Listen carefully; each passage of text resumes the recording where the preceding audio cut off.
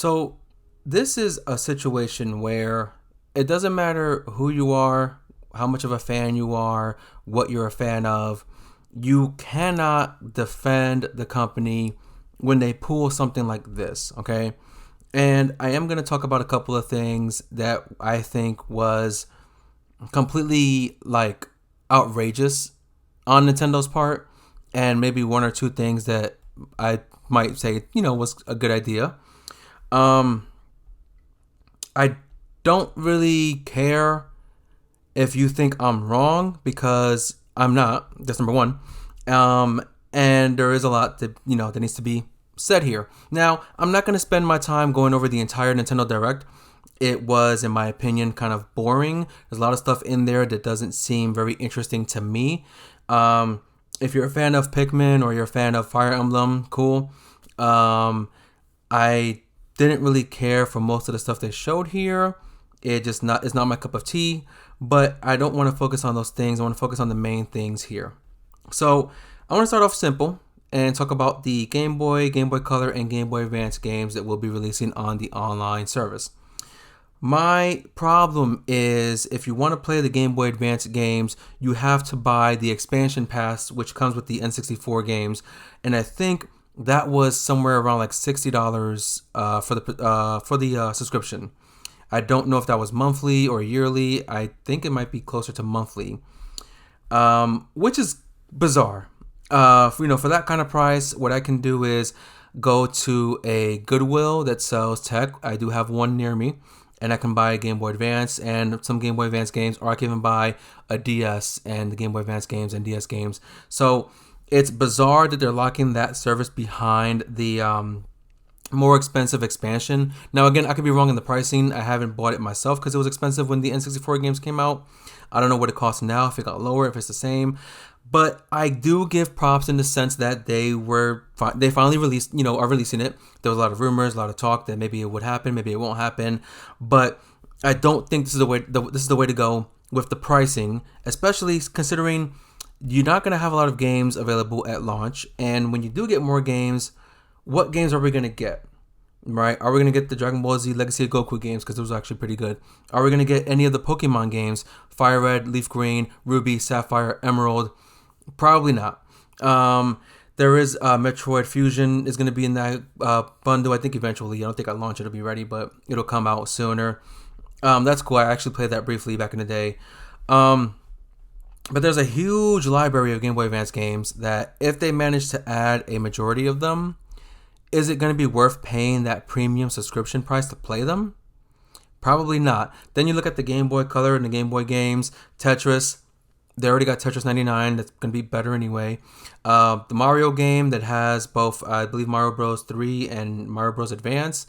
Those are also on the Super Nintendo and the Nintendo service. This one just has a couple more levels added to it. Who cares about Wario games? And they have the classic Mario from Game Boy Color back in the day.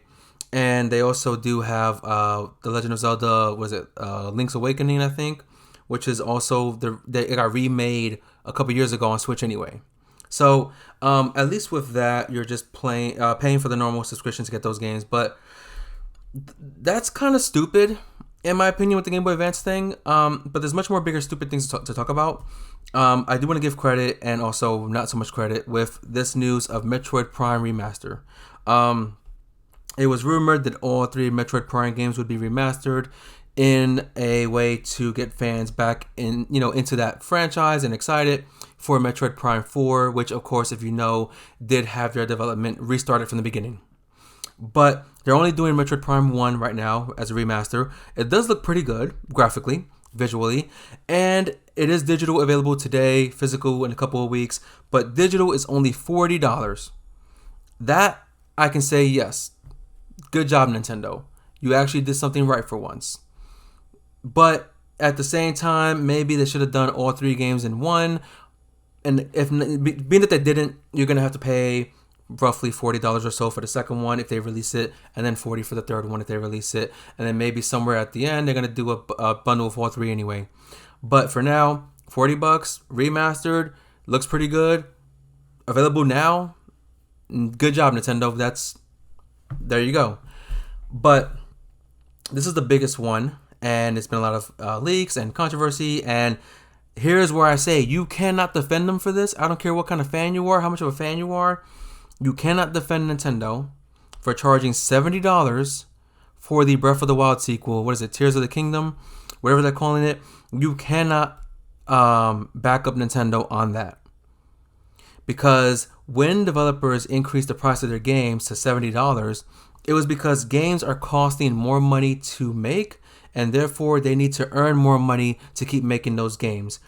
That I don't think is true for the Zelda sequel for the Switch, because there is no way that this should have a game that's worth $70 when it's not even going to max out at 1080p. Now, if they say we're going to max it out at 1080p, for this game because we managed to get that implemented, it's not going to be flawless. It's not going to stay a steady 1080p with 30 frames or whatever frame rate they're going to use. It's going to drop in the resolution. It's going to drop in frame rate. You're going to have pop-ins, texture pop-ins, slowdowns. It's bound to happen, especially for a console like Switch and games that are trying to be put on Switch. Look at all these third-party massive games that got ported to Switch and how much more horrible they look. Witcher 3, Skyrim, Doom, with the Doom 2015, and they're trying to put Hogwarts Legacy on Switch. Get the fuck out of here. That's not going to fucking happen in a flawless effort. It's going to be very buggy. It's going to be a mess. Now, Nintendo does have a way to make their first-party games actually work on the Switch, but again, no way that this is worth a $70 game. Especially, this is not. Okay, you think about the Xbox Series X and the PS5. Those games will run in 4K. They will run in 60 frames or 30 frames, depending on performance and fidelity and ray tracing. And some games can actually run at 120 frames per second.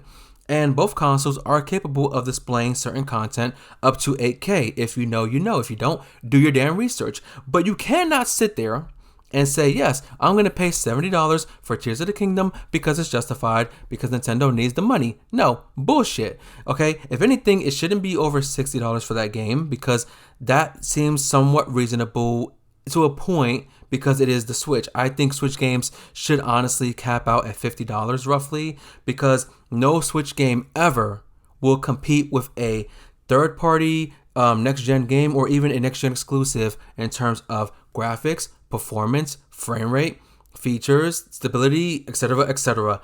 You're going to tell me that Tears of the Kingdom for $70 is on the same level as God of War Ragnarok, Horizon Forbidden West, Gears of War 5, Forza Horizon 5, Final Fantasy 7 Remake, the Crisis Core maybe is kind of, lower in there. Hogwarts Legacy that just came out, which from what I played about an hour or so yesterday, maybe 2 hours.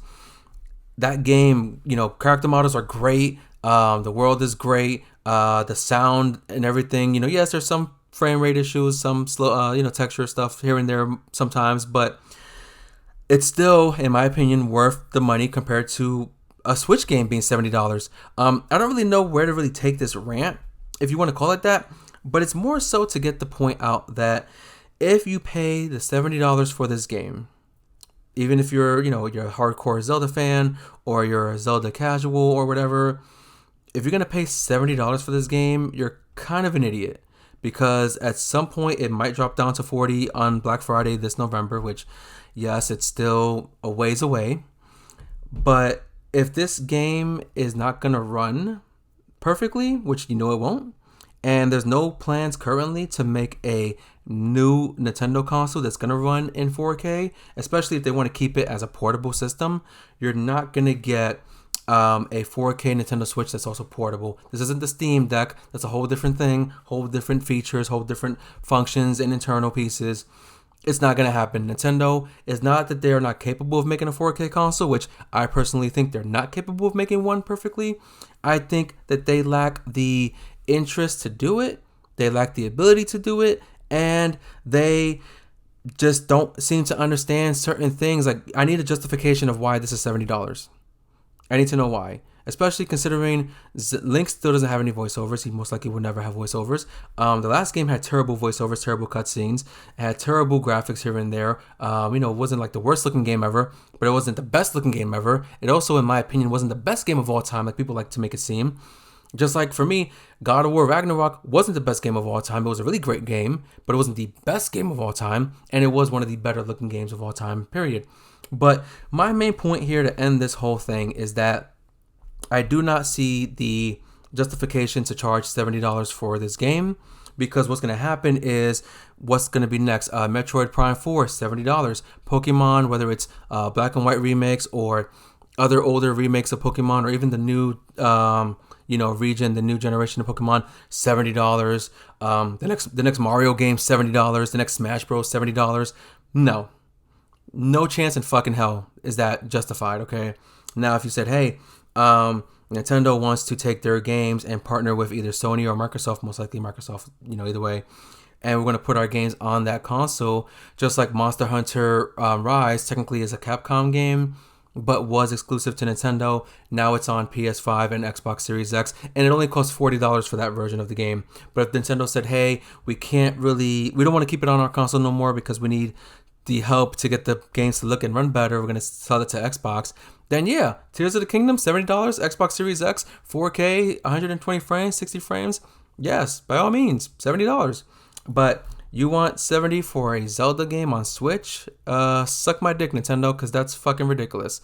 So I hope nobody buys this game. I hope they boycott this game and try to get that price changed. Originally, I think it was on pre-order for $60, and then they canceled the pre-orders because they wanted to change it to $70. So you should fight back and have Nintendo change this price of this game. It's fucking ridiculous.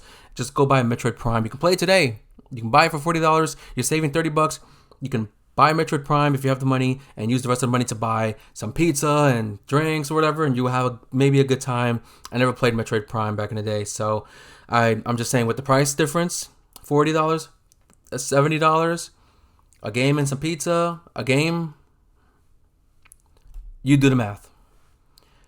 I'm Anthony Olan. This is my video, and I'll see you guys in the next one.